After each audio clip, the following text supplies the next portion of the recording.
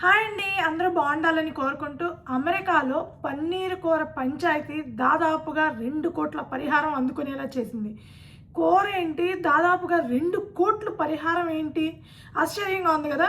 కానీ ఇది నిజమండి. అదేమిటో చెప్పే ముందు ఒక చిన్న రిక్వెస్ట్ అండి. మీరు ఈ వీడియో చూస్తుంటే కనుక దయచేసి ఒక లైక్ చేయండి, షేర్ చేయండి, తప్పకుండా సబ్స్క్రైబ్ అయితే చేసుకోండి.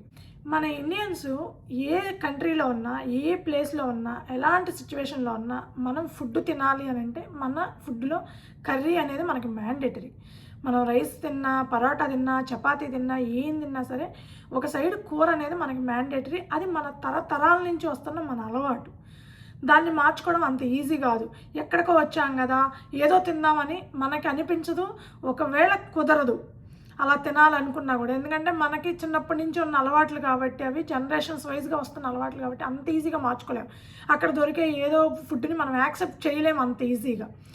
ఒక పూట అరపూట అయితే తినగలం, కానీ రోజు ఆ బ్రెడ్లో ఏయో మనం తినలేమండి. అది మనకు అలవాటు లేని విషయం కూడా. సో గ్రేవీ లేదంటే కర్రీ అనేది మనకి మ్యాండేటరీ. అయితే ఈ కూర పంచాయతీ అనేది ఇద్దరు స్టూడెంట్స్కి అమెరికాలో దాదాపుగా 2 కోట్ల పరిహారం అందుకునేలా చేసింది. కూర ఏంటి, ఆ పంచాయతీ ఏంటంటే 2023లో ఇద్దరు స్టూడెంట్స్ కలిసి, అది కూడా ఇండియన్ స్టూడెంట్సేనండి, ఇద్దరు ఇండియన్ స్టూడెంట్స్ కలిసి యూనివర్సిటీ ఆఫ్ కొలరాడో బోల్డర్ మీద ఎగనెస్ట్గా కేసు ఫైల్ చేయడం జరిగిందనమాట. ఈ ఇద్దరిలో ఒక అబ్బాయి ఆ యూనివర్సిటీలోనే పిహెచ్డి చదువుతున్నాడు. ఇంకొకళ్ళు అమ్మాయి. ఆ అమ్మాయి అదే యూనివర్సిటీలో టీచింగ్ అసిస్టెంట్గా జాబ్ చేస్తుంది. అంటే మనకి F1 మీద వచ్చిన స్టూడెంట్స్ పార్ట్ టైం జాబులు చేస్తూ ఉంటారు కదండి. ఆ పార్ట్ టైం జాబులు షాపుల్లోనో లేకపోతే రెస్టారెంట్లోనే కాకుండా యూనివర్సిటీలోనే చేయాలంటే టీచింగ్ అసిస్టెంట్ అనేది కూడా ఒక పార్ట్ టైం జాబ్ లాంటిది అనమాట. సో ఆ అమ్మాయి అలా చేస్తుంటే వీళ్ళిద్దరూ కలిసి యూనివర్సిటీ ఆఫ్ కొలరాడో బోల్డర్ మీద 2023లో కేసు అయితే ఫైల్ చేయడం జరిగిందండి. ఎందుకంటే ఆ అబ్బాయి ఎవరైతే పిహెచ్డి చదువుతున్నాడో ఆ అబ్బాయి ఎప్పుడు మనకి ఇక్కడ ఎట్లా ఉంటుందంటే అండి, ఈ వాతావరణాలకు వీటికి మనం ఎంత వేడి ఫుడ్ తీసుకెళ్ళినా సరే తినే టైంకి ఆఫ్టర్నూన్కి చల్లారిపోతుంది. చాలామంది దాన్ని ఇష్టపడరు అనమాట. సో ఆ అబ్బాయి ఏంటంటే రెగ్యులర్గా వాళ్ళకి డిపార్ట్మెంట్లోనే ఒక మైక్రోవేవ్లో ఫుడ్ వేడి చేసుకోవడానికి వెళ్ళాడు. వేడి చేసుకుంటున్న టైంలో అక్కడ వర్క్ చేసే ఒక స్టాఫ్ వచ్చి అదేదో స్మెల్ వస్తుంది, బ్యాడ్ స్మెల్ లాగా చెప్పి, అది స్మెల్ వస్తుంది, అది నువ్వు వేడి చేయొద్దు, ఇక్కడ యూజ్ చేయొద్దు మైక్రోవేవ్ అన్నట్లుగా చెప్పారంట. ఆ అబ్బాయి కూడా పాపం అంతే పొలైట్గా, మనవాళ్ళు పెద్దగా నోరు తెరవరు కదండి. ఇక్కడికి వచ్చినప్పుడు, ఇండియాలో ఉన్నప్పుడు మనం రెచ్చిపోతాంలే, కానీ బయటకు వచ్చినప్పుడు మనవాళ్ళు చాలా క్వైట్గానే ఉంటారు మ్యాక్సిమం. సో ఆ అబ్బాయి కూడా నైస్గా, లేదు నేను ఇది నా ఫుడ్ నేను వేడి చేసుకొని తీసుకెళ్ళిపోతానంటే, లేదు నువ్వు ఇట్లా చేయడానికి వీల్లేదు అని చెప్పి కొంచెం సీరియస్ అవ్వడం జరిగిందంట. సో ఆ అబ్బాయి సరే అని చెప్పి కామ్గా వెళ్ళిపోయాడు. అట్లా ఒకసారి కాదు, 2 సార్లు కాదు, చాలాసార్లు జరిగిందంట. సో చాలాసార్లు ఆ అబ్బాయిని సీనియర్ స్టాఫ్ ఉంటారు కదండి, ఈ నార్మల్ అసిస్టెంట్ స్టాఫ్ లేదంటే జూనియర్ స్టాఫ్ మీద సీనియర్ స్టాఫ్ ఎక్స్పీరియన్స్డ్ వాళ్ళు ఉంటారు కదా, వాళ్ళ అబ్బాయిని పిలిచి చాలాసార్లు అంటే చాలాసార్లు మీటింగ్లు పెట్టేసి నువ్వు అట్లా చేయొద్దు, ఇట్లా చేయొద్దు అని ఏదేదో ఫుడ్ గురించి చెప్తూనే ఉన్నారంట. ఆ అమ్మాయి ఇండియన్ ఫుడ్ తినడం చూసి, 2-3 సార్లు తినడం చూసి, ఆ తర్వాత నువ్వు కాలేజీల్లో అల్లర్లు రెచ్చగొడుతున్నావు, నువ్వు కావాలనే ఇక్కడ అల్లర్లు చేస్తున్నావు అని చెప్పి ఆ అమ్మాయి నా జాబ్లో నుంచి తీసేయడం జరిగిందంట. ఇది వాళ్ళ పాయింట్ ఆఫ్ వ్యూ, వాళ్ళు చెప్పింది. సో వీళ్ళిద్దరూ బయటకు వచ్చిన తర్వాత ఇద్దరిని బయటికి పంపించేశారు. పిహెచ్డి చేసే అబ్బాయిని, అలాగే టీచింగ్ అసిస్టెంట్ చేసే అమ్మాయిని ఇద్దరిని బయటికి పంపించారు. వీళ్ళిద్దరు కలిసి 2023లో యూనివర్సిటీ ఆఫ్ కొలరాడో బోల్డర్కి ఎగనెస్ట్గా కోర్టులో కేసు అయితే ఫైల్ చేయడం జరిగింది.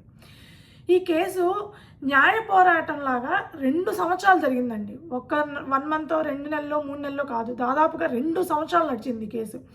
2 సంవత్సరాలు కేసుని ముందుకు తీసుకెళ్ళడం అనేది అంత ఈజీ కాదండి అమెరికాలో. ఎందుకంటే లాయర్ ఫీజు మనం ముందే కట్టించుకుంటారు కూడా. సో లాయర్లకి ఫీజులు కట్టాలి main first thing. Second thing, ఒక ఇండివిజువల్ పర్సన్ ఫైట్ చేసేదానికి కోర్టులోకి వెళ్ళి ఒక ఇన్స్టిట్యూట్ కానీ ఒక కంపెనీ కానీ వీళ్ళు ఫైట్ చేసేది చాలా డిఫరెంట్గా ఉంటుంది. ఎందుకంటే కంపెనీ ఆర్ ఇన్స్టిట్యూట్ ఆర్ ఒక ఫిమ్ లాంటిది ఏదైనా సరే ఫైట్ చేస్తుందంటే వాళ్ళ దగ్గర ఫండ్స్ ఉంటాయి. వాళ్ళ జేబులో నుంచి ఏం తీసి పెట్టరండి. సో ఫండ్స్ ఉంటాయి. వాళ్ళు ఎంత కాలం కావాలంటే అంతకాలం ఫైట్ చేసుకోవచ్చు వాళ్ళు, ఎందుకంటే వాళ్ళ దగ్గర ఫండ్స్ పుష్కలంగా ఉంటాయి కాబట్టి.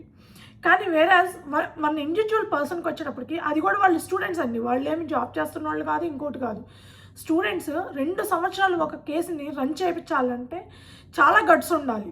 ఎందుకంటే లాయర్ ఫీజులు చెల్లించాలా, పొద్దుగూకుల మీటింగ్స్కి అటెండ్ అవుతూ ఉండాలా, ఒకవేళ జూమ్ కాల్ అయితే జూమ్ కాల్కి అటెండ్ అవుతూ ఉండాలా, కోర్టులో కేసు ఫైల్ అయితే కోర్టులోకి అటెండ్ అవుతూ ఉండాలా, ఇవన్నీ చూసుకుంటూ ఉండాలి. మ్యాక్సిమం లాయర్స్ అటెండ్ అవుతారు మన తరఫున, కానీ లేని సిచ్యువేషన్లో మనం అటెండ్ అవ్వాలి. ఆ అమ్మాయిని జాబ్లో నుంచి తీసేశారు, జాబ్ దొరకదు, యూనివర్సిటీలో చేయాలంటే వాళ్ళ ఖర్చులు వాళ్ళకి చూసుకోవాలి, ఇవన్నీ ఉంటాయండి. ఎప్పుడైనా సరే అమెరికాలో మాత్రం ఒక ఇండివిజువల్ పర్సన్ని ఎగనెస్ట్గా ఒక ఇన్స్టిట్యూట్కి కానీ ఒక కంపెనీకి కానీ ఫైట్ చేయాలంటే అంత సాధారణమైన విషయం కాదు. అది చాలా అంటే చాలా గట్స్ ఉండాలి దానికి. ఎందుకంటే డబ్బు పెట్టాలా, టైం పెట్టాలా, దాని మీద అటెన్షన్ తీసుకోవాలి. బట్ ఏదైనా ఇన్స్టిట్యూట్కి కానీ లేదంటే ఏదైనా కంపెనీకి కానీ అంత అవసరం లేదండి. జస్ట్ ఒక లాయర్ని మాట్లాడుకుంటారు, లైట్ తీసుకుంటారు అనమాట. మొత్తం అతనే హ్యాండిల్ చేస్తారు. ఇంతని వాళ్ళకి ఒకేసారి పే చేయడం ఇట్లాంటివి చేస్తారు. ఎందుకంటే వాళ్ళకి కావాల్సినంత డబ్బు ఉంటుంది కాబట్టి వాళ్ళ దగ్గర. కానీ 2 సంవత్సరాలు న్యాయ పోరాటం అయితే కంటిన్యూస్గా చేస్తూనే ఉన్నారు. అందుకు వాళ్ళకి హ్యాట్స్ ఆఫ్ చెప్పాల్సిందేనండి. అమెరికాలో అంత డేర్గా వాళ్ళు 2 సంవత్సరాలు ఫైట్ చేశారంటే, ఫైట్ చేశారు. ఫైనల్గా ఇది కోర్టు అయితే జడ్జిమెంట్ దాకా వెళ్ళలేదండి. ఆ లోపే యూనివర్సిటీ వాళ్ళు సెటిల్మెంట్ చేసుకోవడం జరిగింది. ఇక్కడ అమెరికాలో ఎలా ఉంటుందంటే అండి, ఏ కేసు అయినా సరే, దేనికి సంబంధించిన కేసు 15 సంవత్సరాలు 20 సంవత్సరాలు అలా కంటిన్యూ అవుతూ ఉండదు. మ్యాక్సిమం జడ్జ్మెంట్స్ అనేవి కొంచెం ఫాస్ట్గానే వస్తాయండి. మనకి అంటే ఇండియాతో కంపేర్ చేస్తే కొంచెం ఫాస్ట్గా వస్తాయి. అట్లాగని అన్ని కేసుల్లో ఫాస్ట్గా వస్తాయని నేను చెప్పను, కానీ మ్యాక్సిమం కేసుల్లో కొంచెం ఫాస్ట్గానే జడ్జ్మెంట్స్ వస్తాయి. ఆ లోపే వీళ్ళు ఏం చేస్తారంటే ఒక సంవత్సరం 2 ఏళ్ళు కంటిన్యూ అయిన తర్వాత డబ్బులు పెట్టాలి, టైం స్పెండ్ చేయాలి, ఇవన్నిటికి బదులు సెటిల్మెంట్లు చేసుకుంటుంటారు. మ్యాక్సిమం ఒక 100 కేసులు ఉంటాయి కోర్టులో, దాదాపు 60-70 కేసులు జడ్జిమెంట్కి ముందే మీకు సెటిల్మెంట్లు అయిపోతాయండి. ఒక 1 year 2 years 3 years ఫైట్ చేసిన తర్వాత సెటిల్మెంట్ చేసేసుకుంటారు. ఎవరి సైడ్ తప్పు కనిపిస్తుందో వాళ్ళు సెటిల్మెంట్కి వచ్చేస్తారు. చూస్తారు. ఎందుకంటే ప్రతి చిన్నది పాయింట్ అవుట్ చేస్తారంటే, ప్రతి చిన్నది మైన్యూట్ పాయింట్ కూడా. కానీ ఒకవేళ మనం దేనికైనా ఎగనెస్ట్గా కోర్టులో కేసు వేయాలంటే ముందు మన దగ్గర ప్రూఫ్స్ ఉండాలి. కంపల్సరీ స్ట్రాంగ్, అట్లీస్ట్ 1 ప్రూఫ్ అయినా స్ట్రాంగ్గా ఉండాలి. వీళ్ళు కోర్టులో కేసు వేసింది కూడా మేము వెయిట్ చేసుకుంటుంటే మమ్మల్ని వచ్చి మీటింగ్లో పిలిచారని కాదు. క్లియర్గా మమ్మల్ని డిస్క్రిమినేషన్ చేశారు, మమ్మల్ని కలర్ బేస్ చేసుకొని, స్కిన్ కలర్ బేస్ చేసుకొని మమ్మల్ని తక్కువ చేసి చూశారు, మమ్మల్ని డిస్క్రిమినేషన్ చేసి మా మీద ఇలా మాట్లాడారు, మమ్మల్ని ఇలా ఇది చేశారు అని చెప్పడం జరిగిందనమాట. డిస్క్రిమినేషన్ బేస్ చేసుకొని కోర్టులో కేసు అయితే ఫైల్ చేయడం జరిగిందనమాట. 2 years తర్వాత యూనివర్సిటీ వాళ్ళే సెటిల్మెంట్కి రావడం జరిగింది. సెటిల్మెంట్కి వచ్చినప్పుడు ఇక్కడ ఎట్లా జరుగుతుందంటేనండి, 2 పార్టీస్ ఉంటారు, 2 లాయర్స్ ఉంటారు, సెటిల్మెంట్ చేసుకుంటారు. ఆ సెటిల్మెంట్ అనేది ఎవరు ఫస్ట్ సెటిల్మెంట్కి పిలిచారు అనేది పాయింట్ అవుతుంది. పిలిచిన వాళ్ళు మేము ఎంత ఇస్తాము అని చెప్తారు.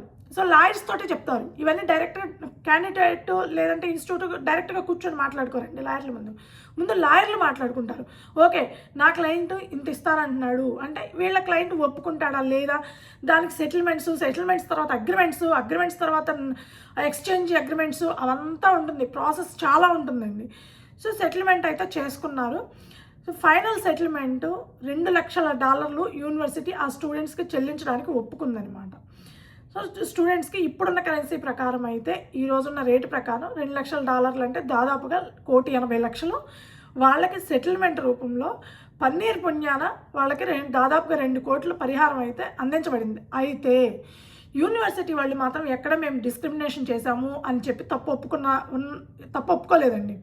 మేము ఎలాంటి డిస్క్రిమినేషన్ చేయలేదు. డిస్క్రిమినేషన్కి సంబంధించి, రేసిజంకి సంబంధించి మా దగ్గర సపరేట్గా డిపార్ట్మెంట్ ఉంది, మేము లీగల్గా ప్రొసీడ్ అవుతాము ఏమన్నా ఇష్యూస్ ఉంటే, అంతే తప్ప ఇలా చిన్న వాటిని మేము ఎట్లా పడితే అట్లా తీసుకెళ్ళము అని చెప్పడం జరిగింది. వాళ్ళు తప్పు చేశామని అయితే ఒప్పుకోలేదు యూనివర్సిటీ వాళ్ళు. కానీ సెటిల్మెంట్ చేసుకోవడానికి మాత్రం ఒప్పుకున్నారు, సెటిల్మెంట్ చేసుకున్నారు. ప్రస్తుతం ఇప్పుడున్న స్టూడెంట్స్ ఎవరైతే ఉన్నారో వాళ్ళు మాత్రం ప్రజెంట్ అమెరికాలో లేరండి, ఇండియాకి ఇండియాలోనే ఉన్నారు ఇప్పుడు ప్రస్తుతం. కాకపోతే ఇక్కడ వాళ్ళు ఒకవేళ ఉన్నా కూడా చాలా కష్టమవుతుందండి. ఎందుకంటే F1 వీసా మీద ఉండి ఒకసారి ఒక మార్క్ పడింది అని అంటే ఇంకొక యూనివర్సిటీ వీళ్ళకి ఆపర్చునిటీ ఇచ్చేది చాలా తక్కువ. ఎందుకంటే వాళ్ళు ఇక్కడ సిటిజన్స్ కాదు, జస్ట్ నాన్ ఇమిగ్రెంట్స్గా స్టూడెంట్స్గా వేరే కంట్రీ నుంచి ఇక్కడికి వచ్చిన వాళ్ళు. ఇక్కడ స్టూడెంట్స్ అయితే అది వేరే విషయం అండి, అంటే ఇక్కడ సిటిజన్స్ అయితే అది వేరే విషయం. కానీ వీళ్ళు వేరే కంట్రీ నుంచి F1 వీసా మీద వచ్చారు కాబట్టి వీళ్ళకి మళ్ళీ ఇంకొక యూనివర్సిటీలో సీట్ రావడం అనేది కూడా కొంచెం కష్టం అనమాట. సో యాజ్ ఆఫ్ నౌ వాళ్ళైతే ఇండియాకి వెళ్ళిపోవడం జరిగిందండి, వాళ్ళకి పరిహారం కూడా అందింది. సో ఇదన్నమాట. పన్నీరు కూర చేసిన పగబట్టిన పన్నీరు దాదాపుగా 2 కోట్ల పరిహారం అందించేలా చేసిందనమాట. సో ఇదండి పన్నీర్ కూర విషయం. ఈ వీడియో మీకు నచ్చుంటే కనుక దయచేసి ఒక లైక్ చేయండి, షేర్ చేయండి, తప్పకుండా సబ్స్క్రైబ్ అయితే చేసుకోండి. Thank you.